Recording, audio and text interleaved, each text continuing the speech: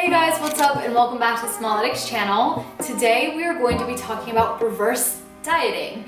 And in case you don't know what that is, don't worry. We're going to talk about what it is, why you should do it, when you should do it, and how you should go about doing it.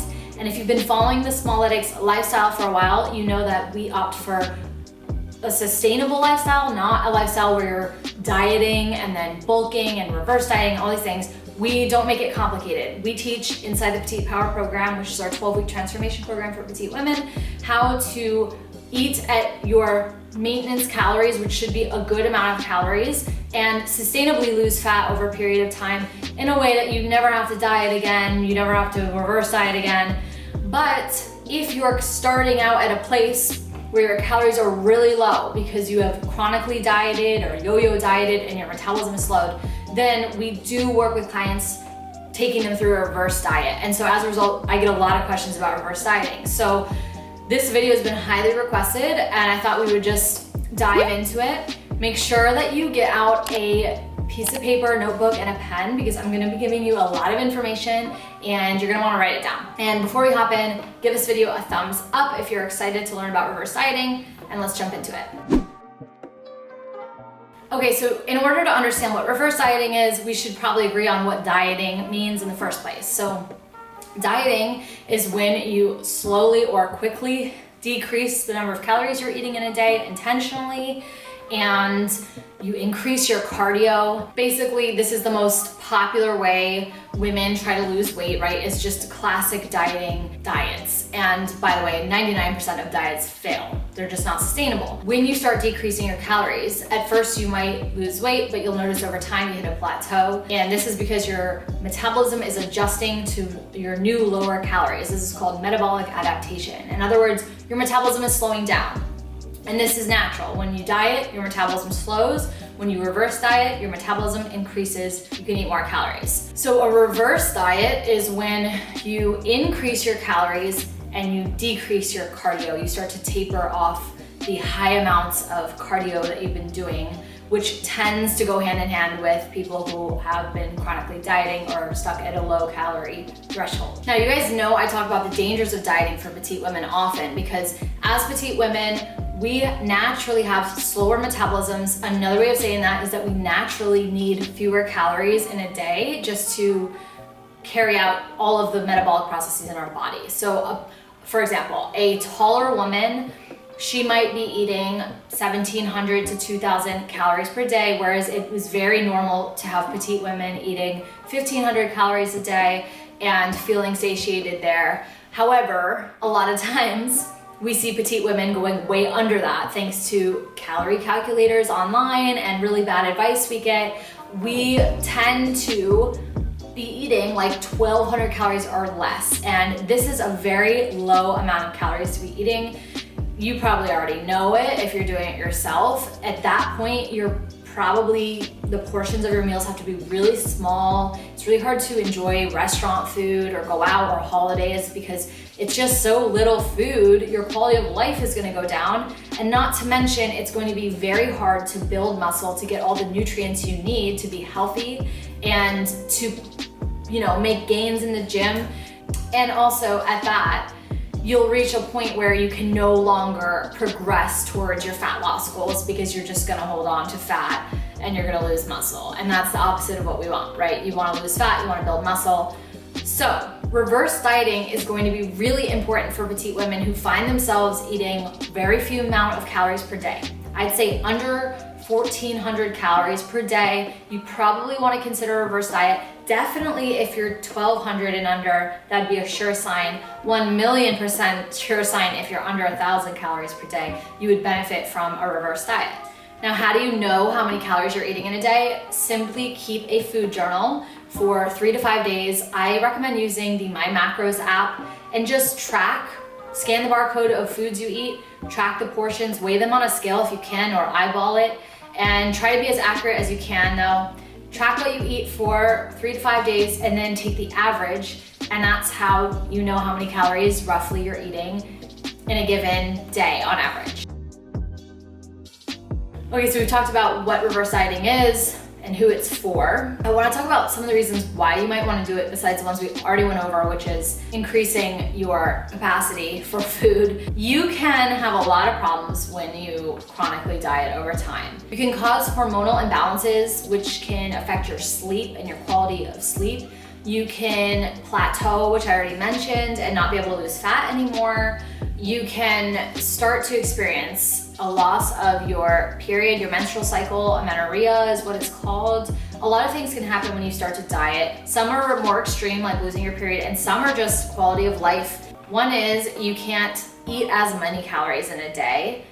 Another is you might be stuck doing lots and lots of cardio every day. So it's really important if you're in this phase to consider the really nice benefits of reverse dieting, which are being able to eat more food, improving your health, improving your energy levels, your hormones, your sleep, a lot of reasons to reverse diet. So you could be coming off of a diet, like you did an intentional diet. You could be a chronic dieter, a yo-yo dieter, or you could just be maintaining your current weight at a really low number of calories. This is what we see the most with petite women. It's just, oh, I just eat 1,000 calories a day and I don't gain or lose weight. I'm just kind of stuck here. So that would be another reason to reverse diet.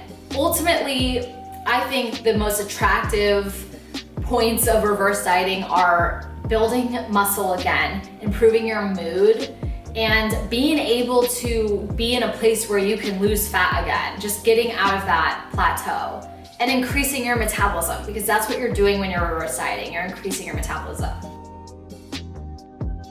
Okay, so I want to go over the 4 steps and how you can do it, sort of the principles or foundational pillars of reverse dieting. The very first one is going to be that you're obviously going to have to increase your calories. Now, everyone is going to want to know how many, but I cannot. I wish I could give you the exact number of calories that you should be increasing, but it depends. It depends on your activity levels. It depends on your history. It depends on your training. What are you doing for your training? It depends on where your calories are right now. It depends on a lot of things. So just know that if I could give you a magic number, I would, but it would not be good to do that and it wouldn't necessarily help you. The key is to start slow. You can start by increasing your calories from where you currently are, that would be your baseline calories, about 2 to 5% more each week.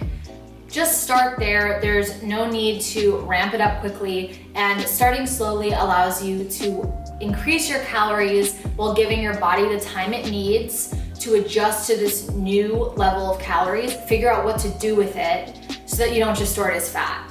If you suddenly increase your calories by a lot, you will likely store it as excess fat. So it's really key that you give your metabolism time to adjust to a higher calorie diet and just do it slowly. There's nothing that can be lost by doing it slowly. So I would just say 2 to 5% more each week, and make sure that you're just doing that responsibly. That will really, really make a huge difference in how successful your reverse diet is if you do it slow.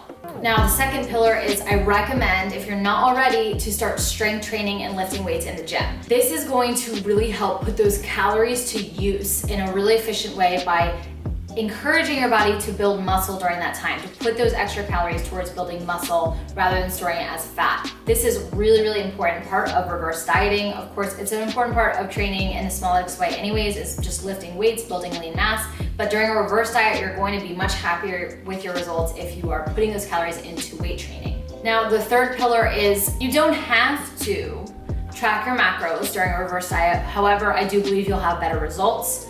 And that's just my own opinion, because you'll learn more about what you're eating and you'll learn and get the education you need to get there and understand kind of what's happening with your body. Of course, if this is totally out of your realm, I highly suggest hiring a coach or an expert. We have dietitians in our program, someone who really knows what they're doing with this, who can teach you. Or if you already have experience tracking macros, then definitely continue to track macros through your reverse diet so that you're keeping track of everything and you know how much you're increasing each week. Now, that being said, if you are counting your macros, your protein, your fats, and your carbs, then you want to make sure you're getting sufficient protein to build muscle in the gym. And also, increasing your protein a little bit during a reverse diet is a really safe way to increase calories, because we have the highest thermic effect eating protein, meaning our body burns more calories metabolizing protein than it does carbs or fat. So if you can allocate a little bit more calories over to your protein during your reverse diet, you will likely have a much better result as well. In general, if you have no idea how much protein you're eating, go back to step one, do your food journal, see what you're eating. In general, you want to aim for about 1 gram of protein per pound of body weight. That's the simplest formula. And if you're not there, then start to increase there. That'd be a great place to start for your reverse diet. The fourth pillar of reverse dieting is to slowly taper out the cardio. So if you've been doing a lot of cardio, running, cycling, whatever it is, your step count is like really, really high, you're going to want to slowly decrease that, because our body gets used to burning calories through cardio and we get more and more efficient. So we'll burn less and less the more cardio we do. Basically, our body, it adapts. It gets really good at what you're telling it to do. So if you eat fewer calories and do more cardio, you will start to become efficient at that and you won't get as great results with it. And that's why you need to restore your metabolism with a reverse diet. So if you're doing cardio for 2 hours every day, start to taper it back, add in a rest day. Don't stop all at once, because like I said, you have a higher chance of gaining fat faster if you do that, but if you do it really slow, then you'll have better outcomes. Okay, so now I wanna get into 2 questions I know you have. One is, how do I know it's working? How do I know my reverse diet is working? How do I know my metabolism has increased? We get that question so much. Your metabolism is increased if you've increased your calories. You will know this if you keep a food journal. You'll intentionally be increasing it each week. Where if you're not tracking calories and you're going a more intuitive approach, or maybe using the palm method with your hands, so that's measuring your food to your hands. This is something we teach as well. Then you'll know, if you do a food journal on the first day and you do a food journal on the 30th day, you'll see that you're eating more food towards the end of that month. You've successfully increased your metabolism. Now, how do you know if it's working and you're doing it in an optimized way? You'll basically not gain much fat during the process. If you do it slow enough, you can just build some lean muscle and get back to a healthier place with your calories, be able to eat more, have more energy, be in a better mood, like all these great things, and you won't be gaining tons of weight. If you're gaining tons of weight, you're doing it too fast, or you're tapering out the cardio too fast. So the way that you can measure this is just by taking some metrics, weigh yourself on the scale, but don't do that only. Also take photos, take measurements of your waist, your hips, and your upper thighs, and just look at the metrics. In general, this is so important. Make sure you are listening to this. The scale will likely go up because when we increase our carbohydrate intake, we store more water. So 1 gram of carbohydrate stores 3 to 4 grams of water. So if you increase your carbs, you are going to weigh more, but it's just water. You're not weighing more because you gained fat. And that's why taking measurements is really important, because your measurements will likely stay the same while your weight may fluctuate. So just keep in mind, if you're reverse dieting, don't pay too much attention to the scale.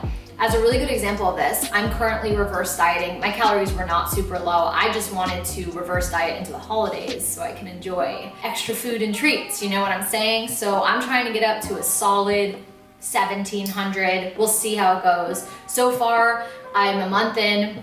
I have had no change in measurements. It's going really well. My photos look pretty much the same, but my weight does fluctuate. It'll jump up a few pounds and then go back down, and that's because carbohydrates. So just keep in mind, you have to be really mentally strong for this and know that the scale has no significance if it's just a few pounds fluctuation here or there. That's gonna happen. It's going to happen. So just make sure that you're using other metrics to watch your progress. Basically, you don't have to go forever. The goal isn't to get up to some crazy amount of calories. Like at one point I was eating 2,000 calories a few years ago, and that was fun, but it started to be a lot of food to eat and it just got crazy. So you don't have to go that high, but you want to get to a place where you feel good. It's probably your natural baseline, working it back up. For petite women, 1,500 is really good, 1,600 is even better. But it depends on the individual, and it depends on your lifestyle and what you want to do and how much you want to eat and all these things. So you'll stop when you feel good. Having a coach would really help you evaluate this as well. But just know there's no set number that makes it successful. It depends on the individual. Lastly, I do want to wrap this up by saying that this is also a really good time to work on your mindset around food. They kind of go hand in hand. I really encourage you to journal throughout the time. Think about how food, what it means to you, what your relationship is with it. If you are afraid of any certain particular foods, I would encourage you to work through that, maybe explore it. If you're in a place to do that, if you have the tools to do that, you feel prepared to do that. Of course, if you have a history of ED and you know you would benefit from having support along that journey and you want to actually go down this path in the first place, then definitely seek support. Now you guys, I know that this was a lot of information. If what I'm saying has resonated with you and you're like, yeah, I really need to do this, but you're really scared and you don't know what to do and you're afraid to gain weight, I highly encourage you to hire a coach. I wanna let you guys know, we just closed the doors to Petite Power in October. However, we filled up all of our spots and there's been a lot of demand to do a November round. So we are doing a smaller, more intimate round of the Petite Power program in November, and enrollment opens on the 6th. Write that down in case you want to join. Now would be the time. It's a really good time to reverse diet also into the holidays. So you can enjoy it, eat more treats and more food, and just work on your relationship and get that education. We love working with clients on this. So jump into the program on November 6th. You can join the wait list below. Just want to let you guys know that in case you're wondering, like, what if I need to take the next step and get help? We are here for you. And I hope this helped to give you guys a little bit more education and background around what a reverse diet is, why it's actually a really great tool for petite women specifically. Let me know in the comments what questions you have about reverse dieting. Happy to share any answers with you guys that would help. It would actually be really interesting to hear if you've reverse dieted before and what your result was like. Other than that, I hope that you guys really liked this video and found it really useful. Please give it a thumbs up and help support this channel and follow for more content tailored to petite women. And I will see you guys next week.